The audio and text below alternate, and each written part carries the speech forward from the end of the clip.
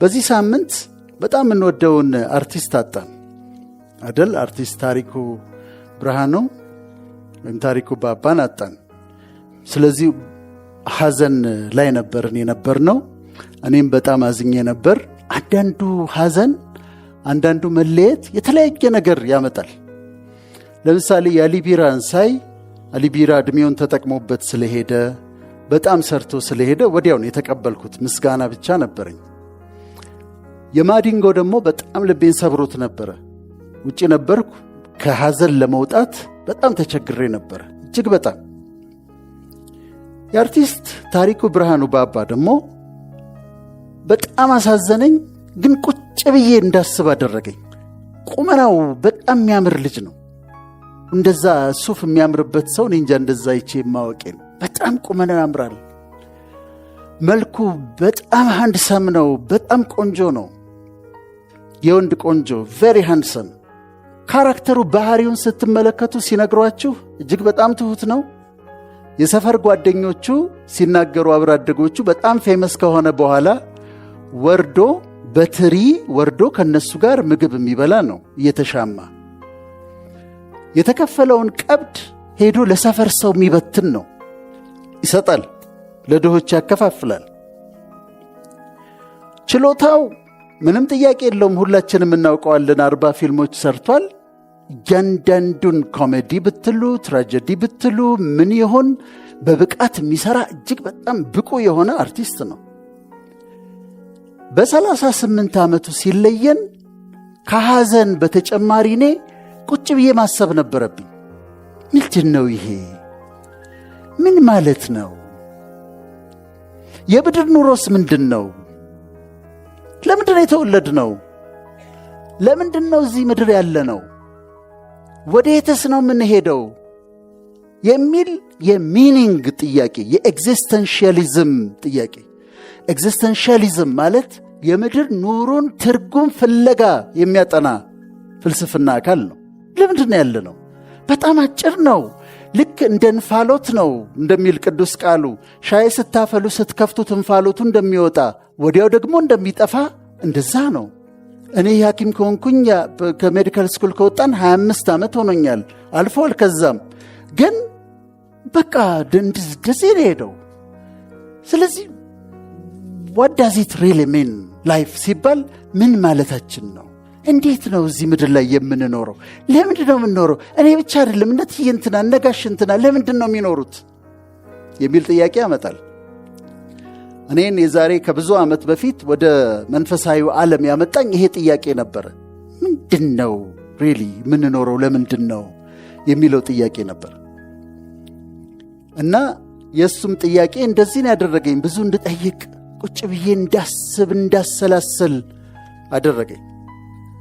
እሱን ሳስብ ግን አብሬ ደግሞ የኢትዮጵያን የኪነ ጥበብ ባለሙያዎች እያሰብኳቸው ነበረ። እንደ ቦሊውድ ወይም እንደ ሃሊውድ አክተሮች ብዙ የሚከፈላቸው አይደሉም። አብዛኞቹ 99% ሀብታሞች አይደሉም። በትንሽ ክፍያ ነው የሚሰሩት። ግን አስቀውናል፣ ኑሯችንን አሳይተውናል፣ ሕይወትን አስተምረውናል፣ አዝነናል፣ አብረናቸው አልቅሰናል። በተለይ በሙቪ ኢንዱስትሪና በቲያትሪካል አርት ውስጥ ያሉ አክተሮች በጣም በትንሽ ክፍያ የዝና ሳይኮሎጂ ያስጨነቃቸው። የዝና ሳይኮሎጂ የራሱ የሆነ ስትረስ አለው። ያ ያስጨነቃቸው አስቀውናል፣ አዝናንተውናል፣ አስለቅሰውናል፣ ሕይወታችንን አሳይተውናል፣ ኑሯችንን አሳይተውናል። ሐዘኑ ብዙ ስለማይጠቅመን አንደኛ አርቲስት ታሪኩ ብርሃኑ ባባን ስለሰራቸው ነገሮች ታንኪው እንለዋለን። እሱም ብቻ ሳይሆን በአጠቃላይ አገራችን ውስጥ ያሉ በቲያትሪካል አርትና በፊልም ኢንዱስትሪ ውስጥ ያሉ ተዋናዮቻችንን፣ የኪነ ጥበብ ሰዎችን ታንኪው እንድንላቸው እፈልጋለሁ። መነሻ የማደርገው በዚህ ነው። ሆስፒስ የሚባሉ ቦታዎች አሉ በሰለጠነው ዓለም። ሆስፒሶች ማለት እንደ ሆስፒታል ሆነው ነገር ግን የሚያገለግሉት ለምንድን ነው? ሆስፒታሎች ውስጥ ታክመው ተስፋ የላችሁም የተባሉ ሰዎች፣ ለምሳሌ ካንሰር ኖሯቸው 3 ወር ነው የቀረህ የተባሉ ሰዎች፣ 6 ወር ነው የቀረህ የተባሉ ሰዎች ሆስፒታሉን እንዳያጣብቡ ወደ ሆስፒስ ይወሰዳሉ። 3 ወር ነው የቀራቸው፣ 6 ወር ነው የቀራቸው። ፔንለስ የሆነ ኤክስፒሪየንስ እንዲኖራቸው ያችን 3 ወር ፔትድን እየተሰጣቸው፣ ሞርፊን እየተሰጣቸው፣ ምግብ በተለያየ መንገድ በአፍንጭም በቲዩብም እየተሰጣቸው ሳይሰቃዩ እንዲሞቱ የሚቆዩበት ቦታ ነው ሆስፒስ ማለት። እዛ ሆስፒስ ውስጥ ከነዚህ ሰዎች ጋር ዲል የሚያደርጉ ነርሶች አሉ። እነሱን የሚያስታምሙ እንደሚሞቱ ያውቃሉ። 3 ወር እንደቀራቸው ያውቃሉ። ፔትድን ይሰጧቸዋል፣ ሞርፊን ይሰጧቸዋል፣ ምግብ በአፍንጫ በተለያዩ አይቪ ይሰጧቸዋል ሳይሰቃዩ እንዲሞቱ። እነዚህ ነርሶች ጥናት አጠኑ። ያጠኑት ጥናት ምንድን ነው? እነዚህ ሊሞቱ 3 ወር የቀራቸው ሰዎች በሕይወታቸው ምን ይጸጽታቸዋል? ሬግሬት የሚያደርጉት ነገር ምንድን ነው? የሚጸጽታቸው ነገር ምንድን ነው? እያሉ እያንዳንዳቸውን ኢንተርቪው ያደረጓቸው እና ያገኙትን ነገር በጽሑፍ አወጡ። እነዛ 3 ወር የቀራቸው ናቸው፣ 4 ወር የቀራቸው ናቸው፣ ከ3 ወር በኋላ የሚሞቱ ናቸው። ምን ይቆጫሃል? ምን ይጸጽትሃል? ምን ሪግሬት ታደርጋለህ? ተብለው ነው የሚጠየቁት። እነሱ ያሉትን ነግራቸዋለሁ። አንደኛ ደስተኛ አልነበርኩም። አይ ዋዝ ኖት ሃፒ። ሕይወቴን እንጂ አላረኩም። እንደዚህ ሊያልቅ 3 ወር ነው የቀረኝ። አሁን ለምንድን ነው ደስተኛ አልነበርኩት? ለምንድን ነው ሕይወቴን እንጆይ ያላረኩት? ደስተኛ አልነበርኩም። በጣም የሚቆጨኝ ነገር በምድር ሕይወቴ አለመደሰቴ ነው፣ እንጆይ አለማረጌ ነው። ሁለተኛ ጸጸታቸውን ሲናገሩ በእውቀት ራሴን አላሳደግኩም። ብዙ መማር እችል ነበረ፣ ብዙ እድል ነበረኝ፣ ግን ለመማር ፈቃደኛ አልነበርኩም። ያንን እድል አልተጠቀምኩበትም። ራሴን ኢኩዊፕ አላረኩም፣ ራሴን ትሬን አላረኩም። እሱ ይቆጨኛል አሉ። 3ኛ ራሴን አልተንከባከብኩም። ይኸው እንዲህ ያደረሰኝም እኮ እሱ ነው። በምግብ ራሴን አልተንከባከብ፣ በስፖርት ራሴን አልተንከባከብ፣ ጥሩ እንቅልፍ አልተኛው፣ እረፍት አላርፍም ነበረ። ራሴን አልተንከባከብ። አቢዩዝ ነው ያረኩት። ራሴን በጣም ነው አቢዩዝ ያረኩት። ይቆጨኛል። ምን አለ ስፖርት ብሰራ ኖሮ፣ ምን አለ ኒውትሪሽኔን ባስተካከል ኖሮ፣ ምን አለ ራሴን ብንከባከብ ኖሮ ብለው ይላሉ። 4ኛ የኖርኩት በቂምና በጥላቻ ነው። ምጠላቸው ሰዎች ነበሩ። ሄትሬድ ነበረብኝ፣ ቂም ነበረብኝ፣ ንዴት ነበረብኝ ሰዎች ላይ። እንደዚህ ለሚያልፍ ሕይወት እንደዚህ ለሚያልፍ አሁን 3 ወር ነው የቀረኝ። ለምን በጥላቻ ኖርኩኝ? ለምን በቂም ኖርኩኝ? ለምን ይቅር ባለ ማለት ኖርኩኝ ብለው ይላሉ። በጥላቻ ያሳለፍኳቸው ዓመታት በጣም ይቆጩኛል ይላሉ። 5ኛው ለቤተሰቤ ጊዜ አልሰጠሁም። ኮሚቴ፣ ስብሰባ ስል ልጆቼ ሳላያቸውን ያደጉት። ለባለቤቴ ጊዜ አልሰጠዋትም። ለእናቴ ጊዜ አልሰጠዋትም። ቁጭ ብዬ አላዋራትም ነበር። ለአባቴ ጊዜ አልሰጠሁትም።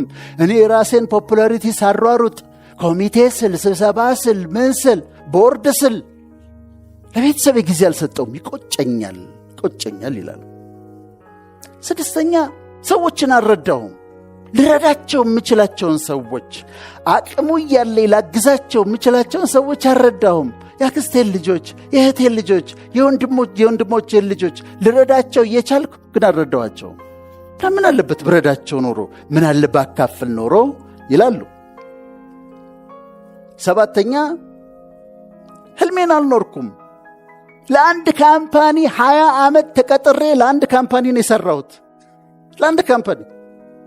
ለህልሜ አልኖርኩም፣ ለራእይ አልኖርኩም። ለካምፓኒ ነው ዕድሜን የገፈገፍኩት። ይሄ ይቆጨኛል፣ በጣም ይቆጨኛል። እውነት ነው፣ ደሞዝ አግኝቻለሁ።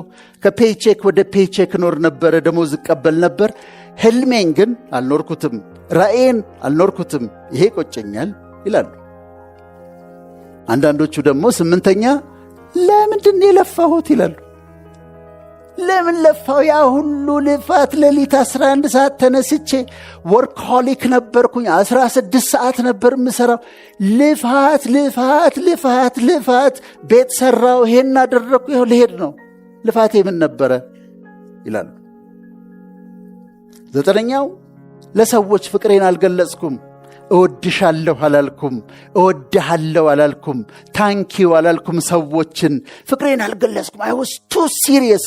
ኮስተራ ነበርኩ። በቃ ኮስተር ያልኩኝ ሰው ነበርኩኝ።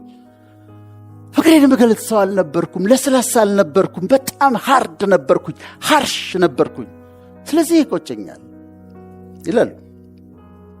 የመጨረሻ 10ኛው ሃይማኖትን ንቅ ነበረ። ንቀት ነበረብኝ ሃይማኖት ላይ። መንፈሳዊ ነገር ትራሽ ነበር የምቆጥረው። ሰዎች ሲለምኑኝ በተለያየ መንገድ መንፈሳዊነትን እጠላ ነበረ። ቦሪንግ ነበር ለኔ። እሱ ይቆጨኛል ይላሉ። ይሄ እነሱ የቆጫቸው ነገሮች ናቸው። አሁን እኛ የምናደርገው መሰላችሁ? እንገለብጠዋለን። 3 ወር አይደለም አይደል የቀረን? እኛ ብዙ ዓመት አላችሁ አይደል? አንዳንዶቻችሁ 20 ዓመት፣ 30 ዓመት፣ 40 ዓመት፣ 50 ዓመት። እኛ ለምን ይቆጨናል? ለምን ከነሱ አንማርም? ስለዚህ የእነሱን እንገለብጠዋለን።